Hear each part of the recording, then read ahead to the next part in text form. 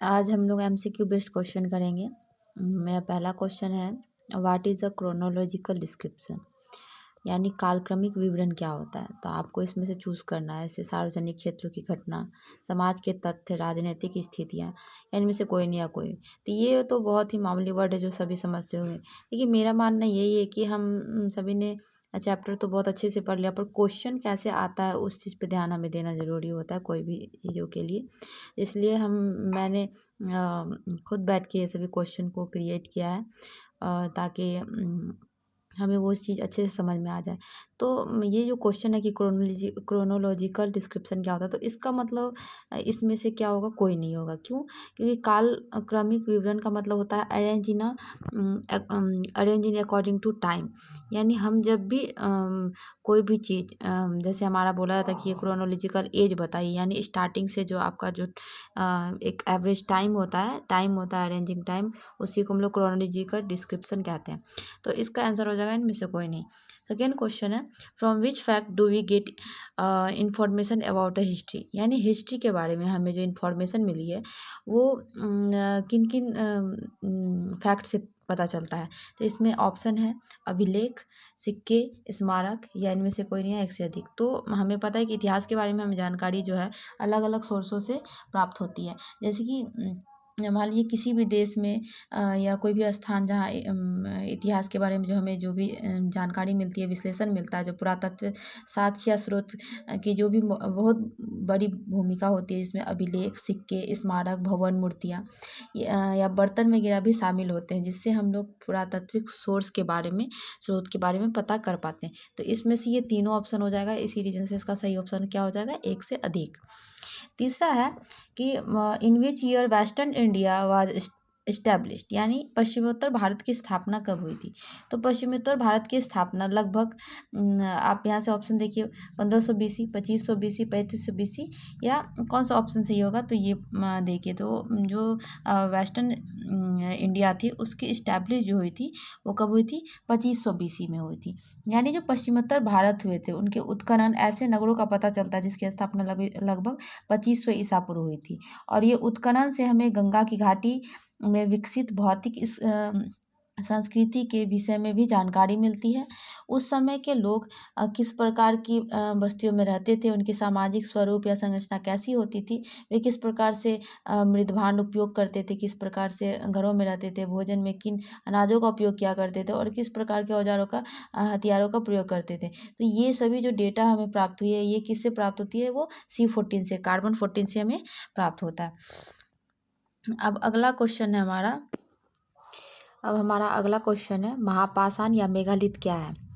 तो इसमें से ऑप्शन है कब्र पे खड़ी की गई दीवारें, मृदभांड, घर, या कोई नहीं है एक से अधिक। तो जो महापाषाण या ये मेगालिथ है, तो लिथ, तो ये ऐसे ये किसे कहा जाता है, तो जब पहले के समय में, पुराने समय में जो कब्र बनाई जाती थी, यानी लोगों को जहाँ दफनाया जाता था, दक्षिण एरिया मतलब दक्षिण भारत के कुछ लोग जो मृत व्यक्ति होते थे, उनके शव के साथ कुछ औजारों को, हथियारों को, या मिट्टी के बर्तनों को कब्रों के अंदर दफनाया जाता था, और उसके ऊपर एक घेरा जैसे बड़े पत्थरों से घेरे खड़े कर दिए जाते थे, जिस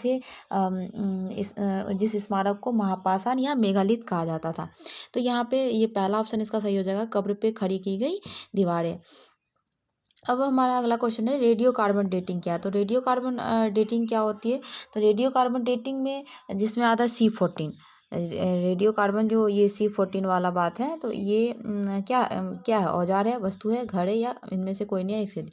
तो ये एक तरह का औजार होता है जिससे मापा जाता है, जिससे हम लोग मतलब ये जो रेडियो कार्बन डेटिंग क्या होती है, एक ऐसी विधि है जिसके द्वारा यह पता लगाया जाता है कि कोई वस्तु किस काल में किस काल से संबंधित थी। रेडियो कार्बन या C14 कार्बन का रेडियोधर्मी समस्थानिक आइसोटोप होता है, जो सभी सजीव वस्तुओं में विद्यमान होता है, जिसकी काउंटिंग करके इसके बारे में पता लगाया जा सकता है। अब हमारा अगला क्वेश्चन है कि राजस्थान और कश्मीर में कृषि का प्रचलन कब हुआ था। तो ये कब हुआ था, 3rd century BC, 4th century BC, 5000 BC, या इनमें से कोई नहीं है एक से। तो राजस्थान और कश्मीर में जो कृषि का प्रचलन हुआ था वो लगभग कब हुआ था, तो लगभग जो इसकी हुई थी वो हुई थी 7th सेंचुरी, यानी 7,000 BC टू 6,000 BC। और इसके बारे में भी जो पता चला है ये भी कार्बन 14 से ही पता चलता है। तो इसमें ऐसा कोई ऑप्शन है नहीं, तो इसलिए इसका ऑप्शन क्या हो जाएगा, इनमें से कोई नहीं। अब हम इसके बाद अगला क्वेश्चन पे चलते हैं। ये अगला हमारा क्वेश्चन है, जलवायु और वनस्पतियों का इतिहास कैसे जाना जाता है। तो आपके पास ऑप्शन है, परागों के विश्लेषण द्वारा, इसके बाद जड़ों के विश्लेषण द्वारा, पत्तों के विश्लेषण द्वारा, कोई नहीं या एक से अधिक। तो ये जो जब इतिहास के समय में अगर हमें कोई भी क्लाइमेट के बारे में पता चलना हो या वनस्पतियों यानी प्लांट के बारे में करना रहता है, तो हम किसके विश्लेषण से पता कर पाते हैं कि ये कितनी पुरानी या कुछ भी है। तो इसका ऑप्शन क्या हो जाएगा, ऑप्शन ए, यानी परागों के विश्लेषण के द्वारा हम लोग इसकी जानकारी प्राप्त कर सकते हैं। हमारा दूसरा क्वेश्चन है, 8 नंबर का क्वेश्चन है, न्यूमिस्मैटिक्स क्या है। तो आप बताइए न्यूमिस्मैटिक्स क्या होते हैं। पौधों का अध्ययन, जानवरों का अध्ययन, सिक्कों का अध्ययन, या कोई नहीं एक से अधिक। तो न्यूमिस्मैटिक्स जिसे हम लोग हिंदी में अगर बताएं तो इसके हिंदी से इसके बारे में आप लोगों को पता चल जाएगा, यानी सिक्कों के अध्ययन को हम लोग क्या कहते हैं, न्यूमिस्मैटिक्स कहते हैं, यानी मुद्रा शास्त्र जो होता है। और जो मुद्राओं की बनावट होती है वो उनमें प्रयुक्त धातुओं की मात्रा के आधार पर ऐतिहासिक घटनाओं पर प्रकाश भी डालती है। और जो प्राचीन काल के अधिकांश मोहरे या सिक्के बनाए जाते थे मुद्राओं, उन पर लेख नहीं होते थे, उनमें केवल आकृतियाँ विद्यमान होती थी, जिन्हें पंचमार्क या आहत सिक्के भी कहे जाते थे। तो इसका ऑप्शन क्या हो जाएगा कि न्यूमिस्मैटिक्स क्या है। तो न्यूमिस्मैटिक्स है सिक्कों का अध्ययन। अगला है, सिक्के बने होते हैं, अब होते थे मतलब पहले प्राचीन समय में ज़्यादा सिक्के किस चीज़ के बने होते थे, कागज़ के, सोने के, चांदी के, या कोई नहीं एक साथ ही। इसका क्या ऑप्शन हो जाएगा आप बताइए।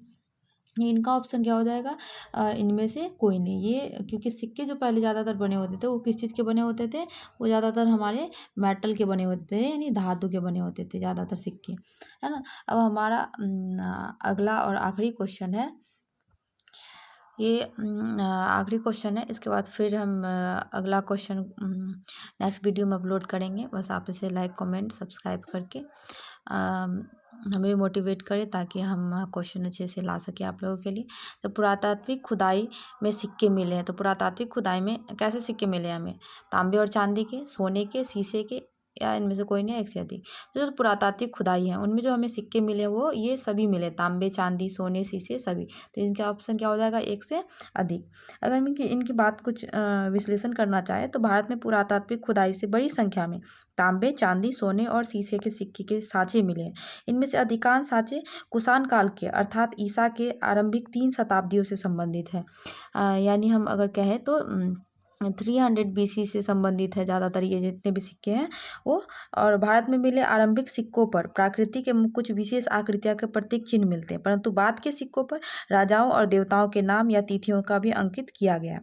और अगर हम इसके बारे में और थोड़ा सिक्के के बारे में बताना चाहें तो सिक्कों पर लेख एवं तिथियाँ उत्कीर्ण करने की परंपरा सर्वप्रथम यूनानी शासकों के द्वारा प्रारंभ की गई थी। यानी जो ये अगर हम सिक्कों की बात करें तो इसमें जो भी लेख वगैरह थी या तिथियाँ थी, तो वो सभी चीज़ जो थे वो यूनानी शासकों ने प्रारंभ किया था उसमें तिथियों को लाना, यानी डेट वगैरह देना। फिर सिक्कों का प्रयोग दान, दक्षिणा, खरीद बिक्री, वेतन, मजदूरी आदि के भुगतान में भी होता था, इसलिए सिक्कों का आर्थिक इतिहास के अध्ययन में भी महत्वपूर्ण योगदान होता है। भारत में सर्वाधिक सिक्के जो होते थे मतलब अधिकतर जो इतने भी सिक्के थे वो मौर्य काल में मिले हैं, और विशेषतः जो ये थे वो थे शीशे, पोटीन, तांबे, कांसे, चांदी और सोने से निर्मित होते थे।